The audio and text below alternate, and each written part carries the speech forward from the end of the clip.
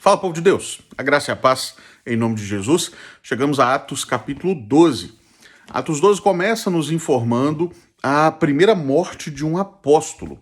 A primeira de um apóstolo, claro, fiel ao Senhor Jesus, fiel à mensagem do Evangelho, porque afinal temos a morte de Judas lá atrás, que era contado entre os apóstolos. Mas de fato, a primeira morte de um apóstolo fiel a Cristo é essa que temos aqui. Tiago, irmão de João, é morto por mando de Herodes.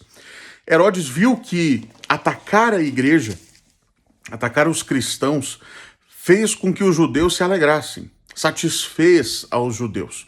Então, Herodes continua na sua busca persecutória, ensandecida contra a igreja. E o que ele faz? Além de matar Tiago, ele agora aprisiona Pedro. Pedro, um dos grandes líderes da igreja, já naquele tempo, e então Herodes o aprisiona e diz o texto sagrado, ele tensionava apresentar Pedro aos judeus após a Páscoa. É provável, não podemos afirmar com absoluta certeza, mas é provável que esse apresentar ao povo pudesse redundar na morte do apóstolo Pedro. Herodes está preocupado com essa prisão e, portanto, destaca 4 grupos de 4 soldados para que vigiassem a Pedro na prisão. 16 soldados para tomar conta de um homem na prisão.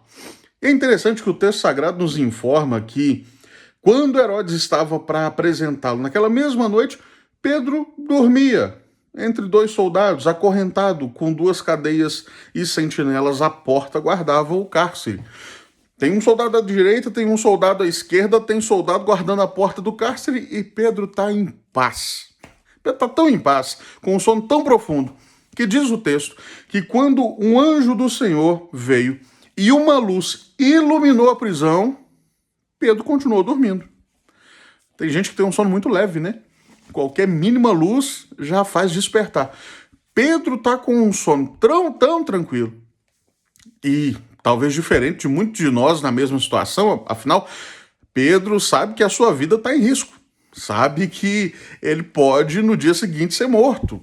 E perder o sono numa situação dessa não seria nada incomum.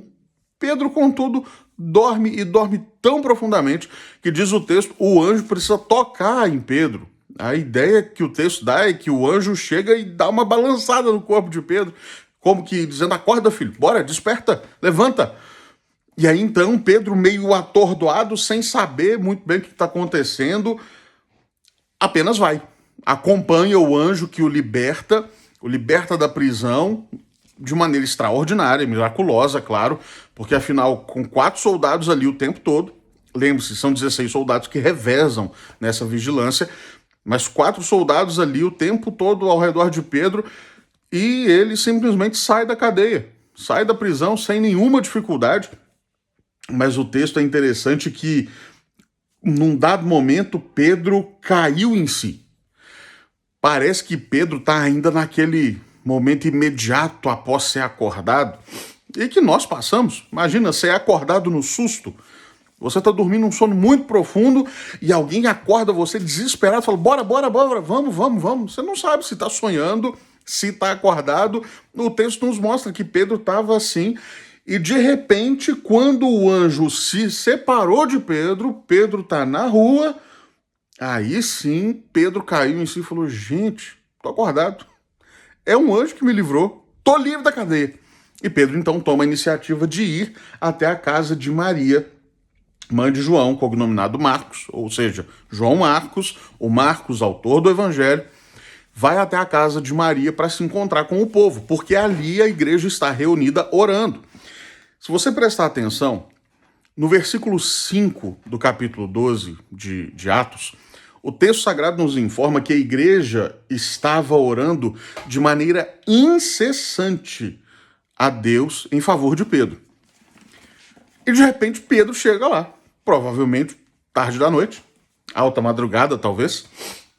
Pedro chega, bate a porta, alguém vem atender, Pedro então se identifica. Aliás, nem se identifica, pela voz se reconhece que ele é Pedro. Diz o texto que é uma criada, Rode, que foi ver quem era à porta. Ela fica tão feliz, volta correndo para dentro de casa e está dizendo: Pedro está aqui. E o povo olha para ela e fala: você está doida, mulher? Você está doida? Pedro está na cadeia. Mas isso daqui me faz pensar. Sabe por quê? Aquele povo está orando por Pedro. Aquele povo está intercedendo ao Senhor por Pedro. Imagino eu, pelo menos eu faria isso no lugar deles, estaria orando pela libertação dele. Estaria orando para que Deus o tirasse daquela cadeia, o tirasse daquela prisão. E de repente, quando Deus tira da cadeia, quando Deus tira da prisão, o que eles fazem? Duvidam. Será que nós não somos assim com inúmera frequência?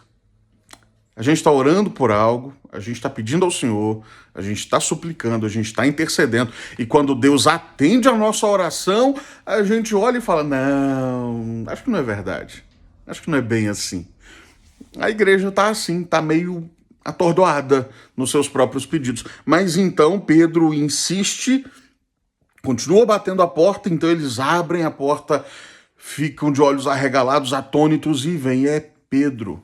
Pedro manda todo mundo se aquietar, conta o que aconteceu, e então, dali, ele diz: olha, anunciem isso a Tiago aqui, o irmão de Jesus, muito provavelmente, e aos irmãos. E saindo, retirou-se para outro lugar. É algo extraordinário que está acontecendo aqui.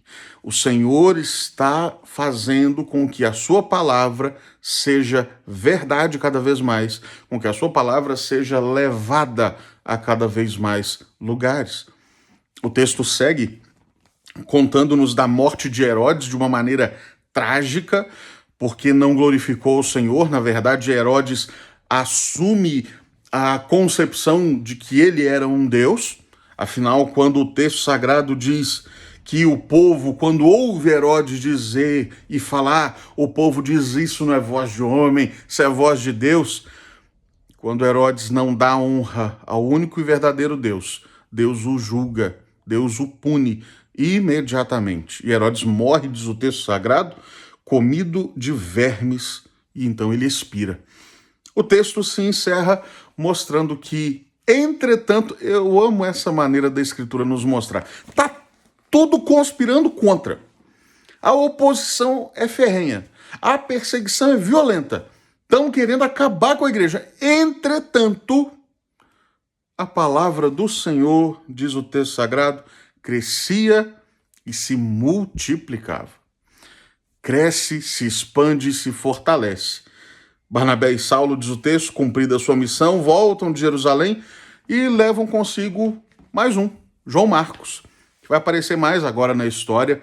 Esse Marcos, autor do Evangelho, que aparece na história como um empolgado num primeiro momento, um desertor num segundo momento, mas um restaurado num terceiro momento. Mas veremos isso conforme caminharmos no livro de Atos dos Apóstolos.